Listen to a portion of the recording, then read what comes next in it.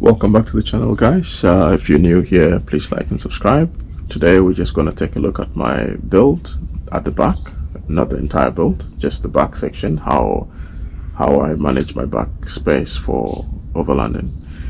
Before we get into it, let me just say that I'm not sponsored by anybody. These are just my opinions of my experiences with the products that I buy myself and I use quite often. And I'm not trying to say that a particular product is better or not so great. It's just my opinions based on my experiences while I've been using these products. And so I'm not trying to say that one is better. I'm not trying to say buy one and don't buy the other. I'm just going to tell you what I experienced with what I used and why I changed them. So with any of the videos, just bear that in mind. I'm not trying to push a particular product or bring down a particular product. I'm just telling you what my experience of it is. My initial idea of not wanting to what should I say, not wanting to build and just pack up and go, pack what I need and go, was not working. It works in that you can do it. Some people have done it, some people still do it. It's just tiring, especially if you are on the go all the time. It gets quite tiring. And so I decided to change my setup a little bit. So I went from not wanting to take out my seats, my back row seats, to taking them out and then starting the build. And just a bit of background as to why I didn't want to do that initially. This is the 7-seater vehicle, and it's the only 7-seater vehicle that I have. So I needed all the 7 seats. Well, not all the time, but most times I would need the 7 seats. You know, you get people staying over, you get friends visiting and wanting to experience some of these places and not necessarily having the vehicle to do it. And so the 7 seats come in handy because then you can fit a few more people into the vehicle and then you can experience it. So I didn't really want to take out my back seats, and also my kids actually prefer to sit right here in the back as opposed to on the second row seat. So that was another reason I didn't want to take them out. But like I said, the more we went out, the more I realized it was just too much work to pack everything in the back here, take everything out. Even though you've got stuff that's labeled, it didn't always work. Most of the time it didn't work. For instance, if you just wanted to stop by the side of the road and make a quick sandwich, you have to take so many things out. You'd have to take out your kitchen, you'd have to take out your dry foods, you'd have to take out your fridge, and it wasn't a slider. There was no slider, so you'd have to take out the whole fridge. So it was, yeah, it wasn't great. It wasn't the best. At least for me, it wasn't the best. That doesn't mean that it doesn't work for other people. It does work for some people, but for me, it wasn't working. And I guess because I do it so often, I just kind of got tired of just the thought of doing this made me tired. And so I started to rethink the idea of not having a build. As one of my friends, Graham, said to me, don't worry, you will get there. You will eventually take out your seats yourself. And that's exactly what I did. I took out the seats myself and I put in the base to start the build. And yeah, that's what kicked it off. So this is my third iteration of the build. I don't know if I can count my first one because it wasn't really a build, it was just packing stuff as you need. So this is my third iteration, or maybe my second. And yeah, just going to show you guys what it looks like, and maybe it will give you some ideas. And yeah, you can give me some feedback.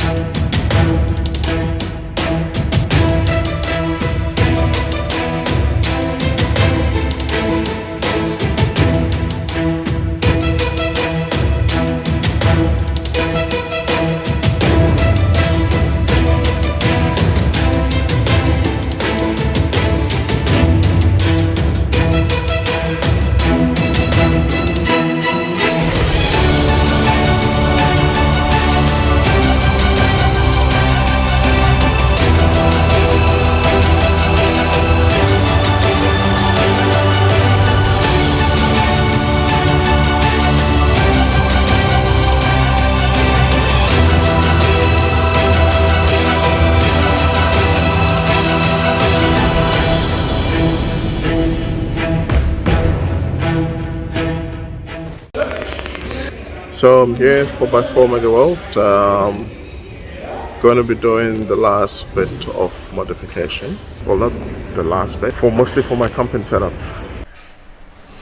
You might be wondering how I got from home to 4x4 Mega World in Prado Island so quickly. Well, for that we just need to go back a little bit more. See, this video was taken a couple of months ago. These builds normally take time, they don't happen overnight, and this is actually my first build. After our trip last night, I removed the back row seats. The third row seats are out, and tomorrow morning I'll be at 4x4 Mega World starting the build at the back.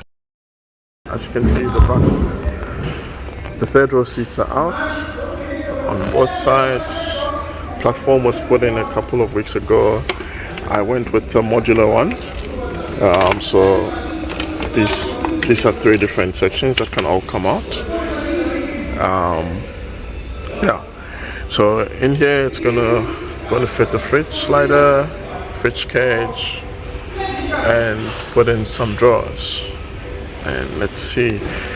Should make a world of difference to my parking and ease of access.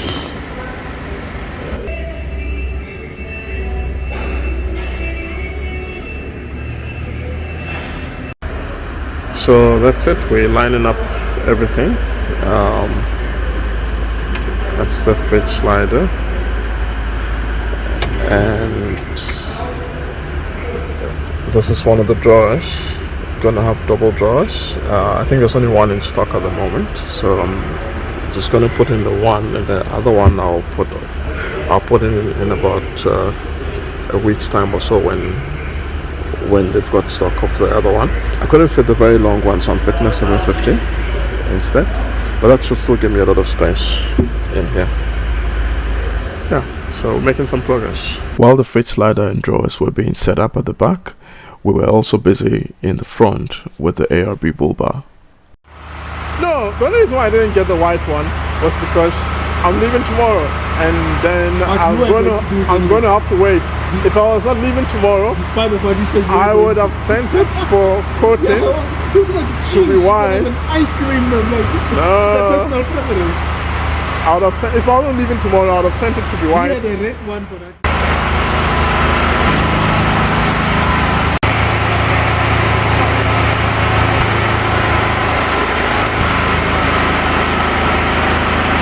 It took about 16 weeks for this bumper to arrive from Australia with shipping. We got quite a lot done. There were some hiccups with the second Alu-Cab drawer, so we had to fit that a few weeks after that we had everything else in.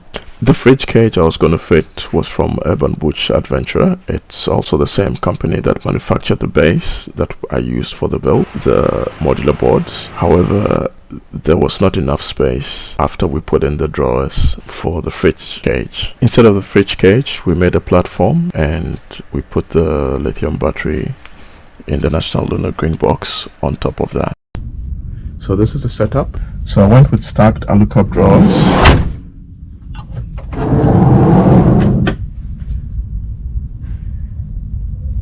There wasn't a particular reason for choosing Alu-Cab. It was the drawer set that I could quickly get. As a matter of fact, I got this one first, and it was the only one apparently in stock in the country for that size, 750. The guys at 4x4 Mega World in Prado Island managed to get me that one a week later. That's the reason why I went with this. The other local manufacturers either didn't have 750s at all, or the lead time for them to make a 750 was just ridiculously too long. It was never going to happen. That's why I went with Alu-Cab, and even getting these from Alu-Cab was a mission. I was going to go with a fridge cage. UBA makes some nice fridge cages, but for my setup it wasn't going to work. There was just not enough space in the back to fit the fridge cage next to the drawer set.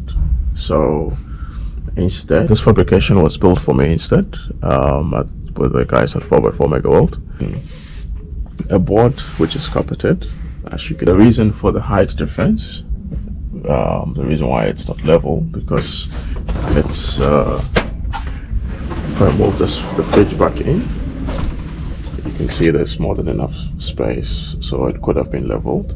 But the reason it's not level is because this is the 60-liter Engel fridge, and I plan to go with the 90-liter one eventually for this particular vehicle. So this is going to go into my off-road vehicle. I'm going to put in the 90-liter in place of the 60-liter, but for now the 60-liter is here. So that's why this height difference exists. When this was put up, it was measured to take up the 90-liter, because that's ultimately my goal. Fridge slider we got from Desert Amour, which I also bought at 4x4 megawatt. And this was a little contraption, so it doesn't come with anything that makes it easier to release this. And for me, I found that once this was pushed back, it was quite tight to release this thing. So what we did was we went to a hardware shop not far from 4x4 megawatt, bought these D-rings, as you can see here, and then we drilled a hole through the Desert Amour badge there, and then put through the strap so that you can easily pull this. The tension is not so bad then. I know the other fridge sliders like Alu-Cab, they come with this, and I think that's something Desert Amour should probably consider including. The National Lunar box is now up here, so that was the reason for this carpeted board, was so that the space on top of the fridge doesn't go to waste. I can still use that space as parking, because it's quite a lot. And given that I don't have that much space, Prado doesn't have as much space as the Land Cruiser does, so you find that you want to maximize space as much as possible if you overlanding with the Prado. So the space here then is where I would normally stack stuff like an extra table, chairs, blankets, pillows, etc. Clothing, depends on what I'm carrying and where I'm going, but it's parking space. 3 drawers stacked up. Unfortunately, I couldn't get another drawer. I mean, as I said earlier, it was a mission to get the second drawer from Alu-Cab. I'm not getting an Alu-Cab drawer because they don't have any available apparently in the country for 750 guys. They've got a lot of 1200 if you've got a bakkie and the like, but they don't have a lot of these apparently in the country, and the lead time is something ridiculous, like 12 weeks or something. So I found somebody in Brackenfell that's making me a drawer, and so that's going to go on top of this, and there will be a few other updates with that build. So that's basically my 4th iteration of the build at the back, and I'll go through that in a bit more detail. I don't want to share too much of that now until it's done. It will be quite nice. I think it will make the back a lot more practical and a lot easier to use. It's currently easy as it is compared to my 1st and 2nd iterations, but it's going to be a lot easier with the 4th iteration. So yeah, I'll speak a little bit more about that when that's in. Another change that I've made is the air compressor. I'm just going to try and get in there and show you.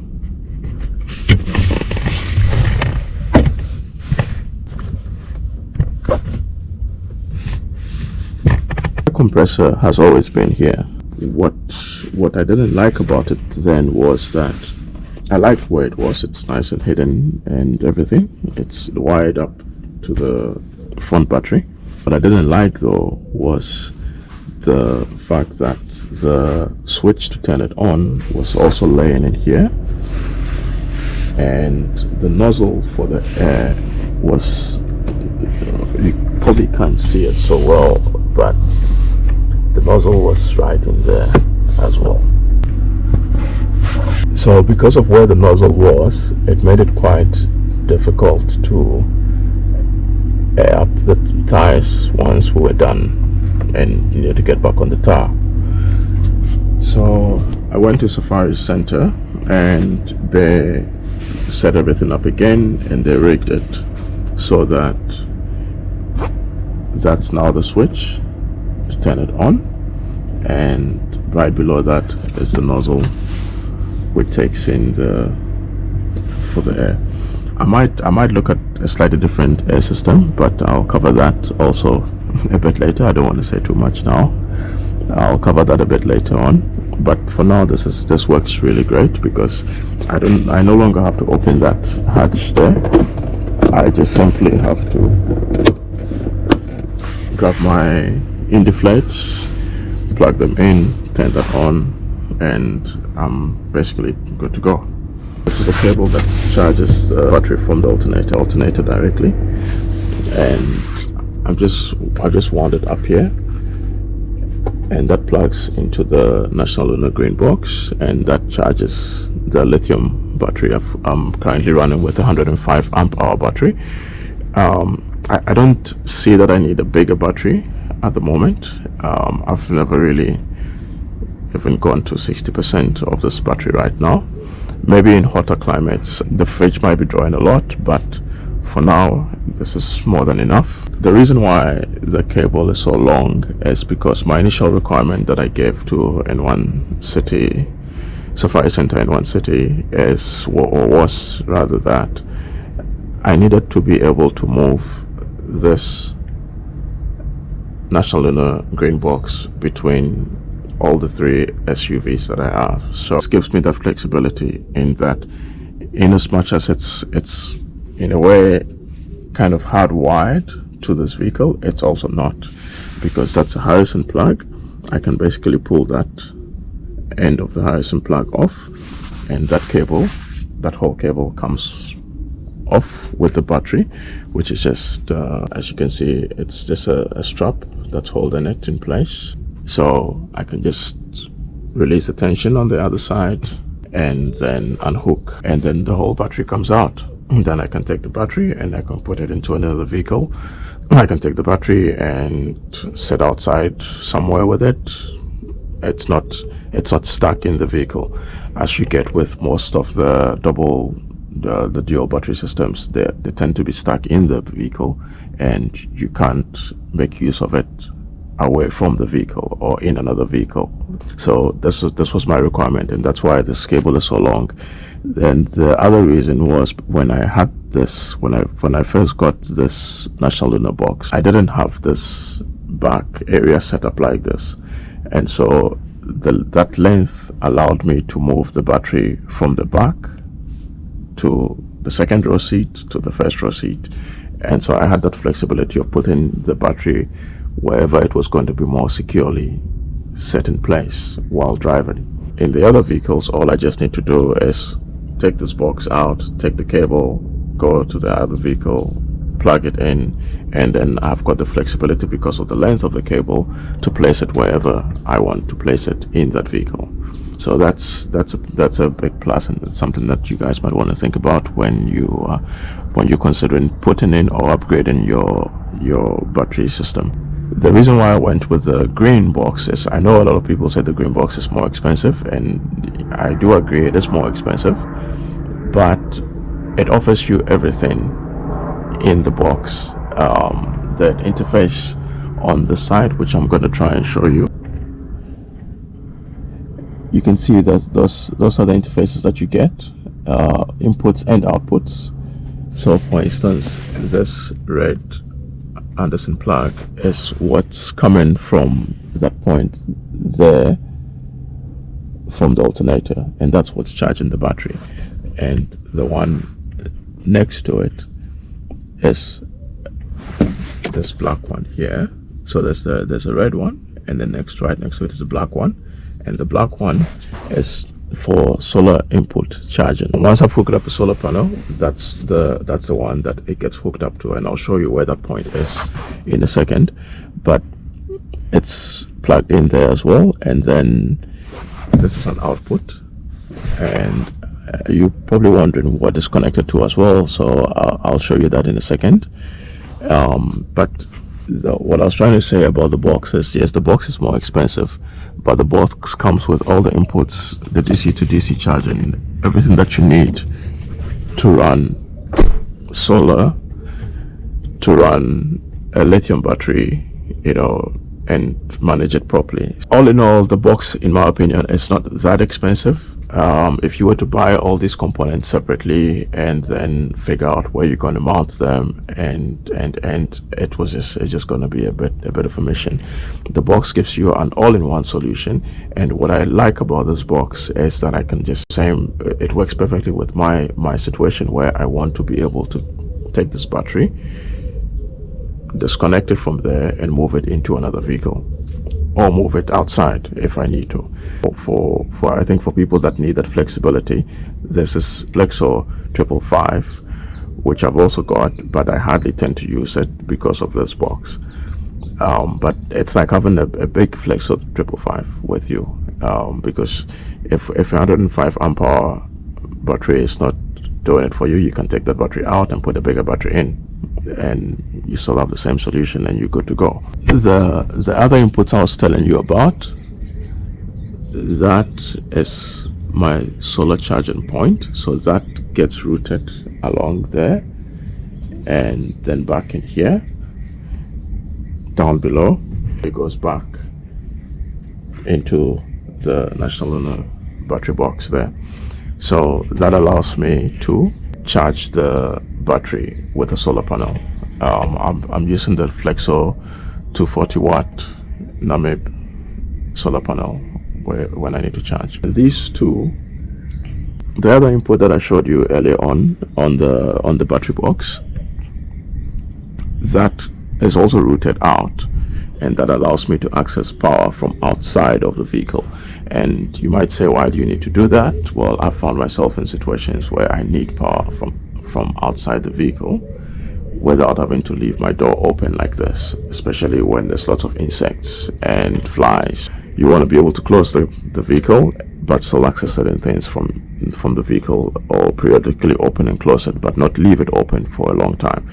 Also, when you are out in the bush, and there's like baboons and monkeys, the last thing you want to do is to leave your vehicle open. So that's why I've got 2 points outside that I can access power from and also charge from. One of the things I do use this power access points for a lot is to light up the lights in my awning. There's a cable which I'll show you at some point when I open the awning.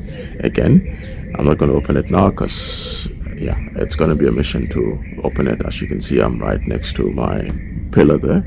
There's a cable in here which just plugs straight into either of these, and so that makes it quite easy for me to plug that in. And I don't need power permanently in my lights in my awning because I'm not always using my awning. So that's I plug it in when I need to. And then down here you can see there's another wire running. So this is just to give you some idea, this is just underneath the awning. So there's another cable that runs, and you can see there's a Harrison plug there. There are two of them, so one connects into the other. Now this is also a power output. It comes from the same one that is branched. It's basically branched off the same one that I use for the ones outside, for these two. And what that does is this takes power into my rooftop tent. So I also wanted the flexibility of being able to disconnect this and take off the rooftop tent and still have power if I also switch my rooftop tent, which I've done recently. That would mean that I can just put another rooftop tent on and still route power through that tent if that tent doesn't come with power. Even if it does come with power and it's not enough battery power, I can have more power in the tent that way. My work light at the back here, there's a Harrison plug on the top of that there, and I can just open that up and plug another connection from there right to the work light if I need to use my work light. So it's also not constantly wired, because most of the time you do not need constant power. So Sarabi is behind me, and this is phase iteration 4 of the build at the back.